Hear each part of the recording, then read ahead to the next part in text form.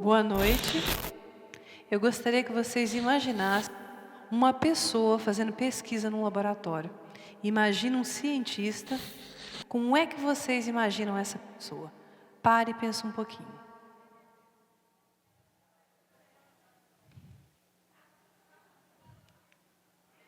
Bom, se vocês imaginaram um homem com barba branca, um senhor de idade, vocês não erraram, porque é o que a maioria das pessoas pensam.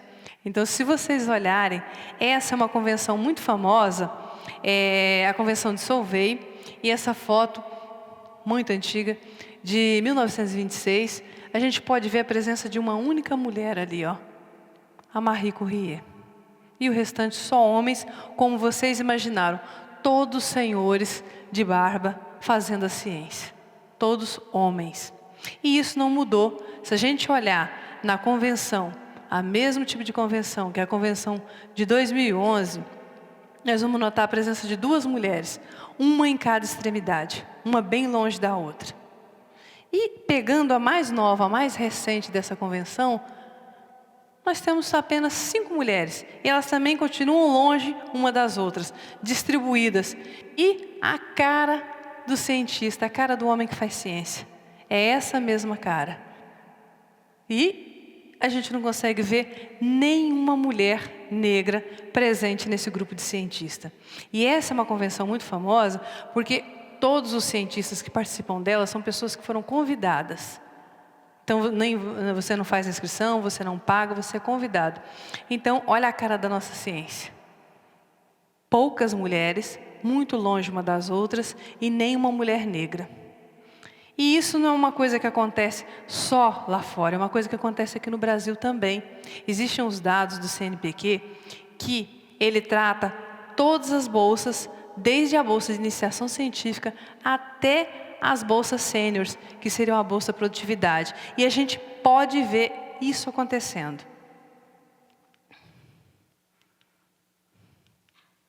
Esse primeiro recorte aqui que eu mostro para vocês, ele traz o percentual de mulheres brancas que fazem ciência no Brasil. Então começa com um número bastante considerável, que é 50%. Que bacana. E se a gente for olhando a maneira que ela aumenta, que segue na carreira, esse número só aumenta 15%. Então a gente sai de 50% e a gente vai para 75%. Então isso é um número muito pequeno, se a gente prestar atenção. Então quer dizer que não aumenta tanto assim. E se a gente pegar o recorte para mulheres negras, a gente começa com 30%. E esse número passa para 7% conforme você aumenta, conforme você prossegue na sua carreira. É um número muito pequeno. Então eu parei e fiz um paralelo com a minha vida, com a minha carreira. Eu sou uma mulher negra cientista. Quantas mulheres negras cientistas a gente vê no Brasil hoje?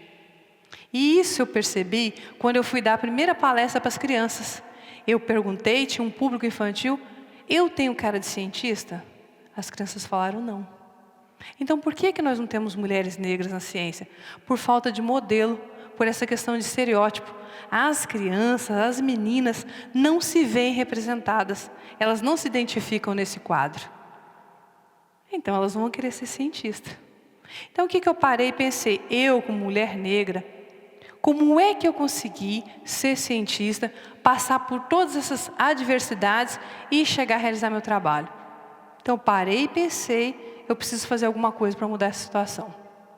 Então eu lembrei de toda a minha carreira, das dificuldades que eu passei para cursar a universidade. Eu morava em São Paulo, no subúrbio de São Paulo, uma região muito longe da Universidade de São Paulo, e eu tive muita dificuldade para poder ir até a universidade. Eu tinha que pegar trem, tinha que pegar ônibus. Então, quando eu começo a contar essa história para as crianças, elas se identificam com a minha carreira, com a minha dificuldade. E mesmo assim, eu persisti, eu cursei a universidade num curso onde a maioria era homens, brancos, onde não tinha professoras mulheres negras para me representar. Então, o modelo que eu tive para seguir a minha carreira foi o meu pai. Meu pai é um torneiro ferramenteiro, um cara muito inventivo, que gosta de pesquisar. que gosta de estudar, e ele me incentivou. Então eu tive uma infância que foi incentivada pela presença do meu pai. E isso me fez continuar. E por que tão poucas mulheres? Onde é que essas mulheres estão? O que essas mulheres estão fazendo? Então eu fui em busca de respostas, mas as respostas para isso, elas partiam de mim mesma. A história de vida dessas mulheres é muito parecida com a minha. É uma história de luta, de superação, de enfrentamento. Então eu tive que correr atrás disso. E essas mulheres passaram por muito do que eu passei. É interessante a gente falar sobre isso, porque isso influencia no trabalho que eu faço hoje com as crianças. Isso influencia no trabalho que eu faço com as nossas meninas, para que elas venham para a ciência.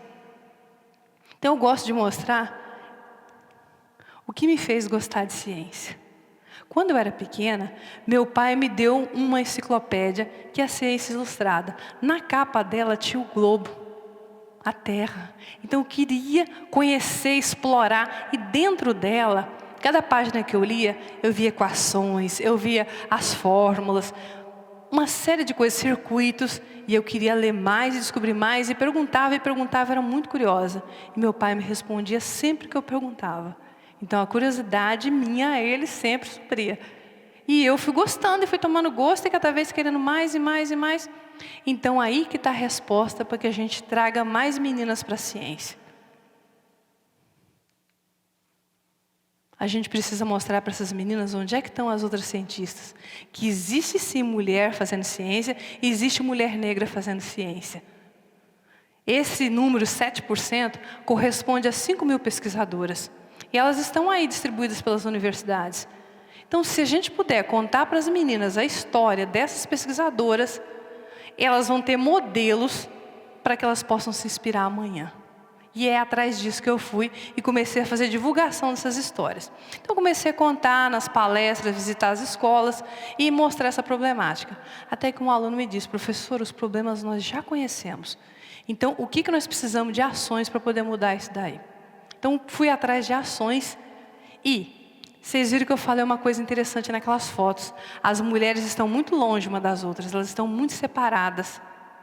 Então, o que a gente precisa? A gente precisa dar as mãos, a gente precisa estar unidos. Se eu dar a mão para você, você dá a mão para outra, é muito mais fácil a gente chegar na porta. Então, nós vamos somar conhecimento. Então, nós temos que estar unidas para que a gente possa inspirar e trazer ciência. Então, é isso que a gente precisa fazer. Então, todas juntas. E uma coisa importante, né? Como fica o papel dos homens nessa situação? É importante que os homens entendam o quê? Se eles estiverem sozinhos, eles até podem ir mais depressa. Mas se eles estiverem de mãos dadas com as mulheres, estivermos juntos, nós vamos muito mais longe. Mas muito mais longe. Por quê? Porque nós vamos trabalhar com a diversidade. E quando se trabalha com a diversidade na pesquisa, você vai muito mais longe. Você alcança muito mais caminhos, você alcança muito mais pessoas. E para a gente atingir isso, para que a gente consiga fazer isso, nós precisamos o quê? Nós precisamos inspirar nossas meninas. Nós precisamos inspirar nossas crianças. E isso eu vou buscar onde? Na minha história de vida. Eu tive alguém que me inspirou. Porque o que faz essa diferença entre ter um certo número de mulheres fazendo ciência ou outra não? São as oportunidades. E se você não tiver as oportunidades, então você tem que criá-las. Durante todo esse tempo em que eu estudei, muitas das vezes eu vi oportunidade no exterior e eu queria estar cursando isso fora. O que eu fiz? Eu mandei uma carta, eu entrei em contato com as outras universidades e consegui auxílio para poder estudar fora do Brasil. E isso ajudou muito a minha carreira, isso fortaleceu. Inclusive tem um trabalho que a gente tem, que é um trabalho famoso, que o pessoal brinca, é uma colaboração com o pessoal da NASA, professor lá dos Estados Unidos. Então nós fizemos um trabalho que mudou, revolucionou a minha carreira. Mas isso por quê? Porque eu fui atrás de uma oportunidade e ela... Então é isso que eu quero passar para minhas meninas. É essa inspiração que eu quero estar passando para as meninas. Então nós precisamos empoderar, inspirar essas meninas. E como é que essas ações são feitas? Essas ações são feitas colocando a mão na massa. Então nós precisamos ir aonde essas crianças estão e incentivar essas crianças a praticar, a fazer ciência. Então nós vamos numa escola e as crianças vão aprender a programar. Então elas vão se sentir empoderadas, porque elas vão programar como uma garota. Elas vão fazer coisas que são importantes e que vão fazer a diferença da vida delas amanhã. Elas vão montar um circuito. Então elas vão sentir que elas estão entendendo o que elas estão fazendo. E a gente vai ampliando essas brincadeiras com ciência e ao mesmo tempo empoderando elas para que elas se sintam donas de si, para que elas se sintam confiantes no que estão fazendo. E quem é que vai até essas escolas comigo nesse trabalho? São os alunos da universidade. Então, essas alunas, esses alunos que vão comigo, quando eles fazem esse trabalho, além deles incentivar e inspirar as outras crianças, ele também se sente inspirado, porque ele se sente como um agente multiplicador. Então, o jovem tem muito disso, esse empreendedorismo científico e social. Então, isso ajuda bastante. Nesses 2 anos de projeto, nós já visitamos várias escolas, nós já atendemos várias meninas e o programa só tende a crescer. Por quê? Porque tem mais gente, cada vez mais pessoas. Então, estamos fazendo uma rede onde as pessoas estão conectadas para dar continuidade a esse trabalho. Então, eu coloquei a mãozinha aí para representar 2 coisas. As mãos dadas que a gente precisa dar para estar unida, umas com as outras, uns com os outros, e pôr a mão na massa. Porque a gente tem que fazer, então as crianças gostam muito do fazer. Eu quero sim que as meninas sejam cientistas. Que bom que elas sejam cientistas, que elas gostam da matemática, da engenharia, da física, da química. Mas, além disso, eu quero que elas sejam o quê? Donas da sua vontade, donas de si próprias. Então elas podem ser cientistas sim, mas elas também podem ser o que elas quiserem, e elas podem estar onde elas quiserem, porque é isso que a gente quer, são essas as ações que a gente quer para o mundo, é isso que nós estamos fazendo. Empoderar as nossas meninas para que elas sejam o que elas quiserem, como elas quiserem. Obrigada.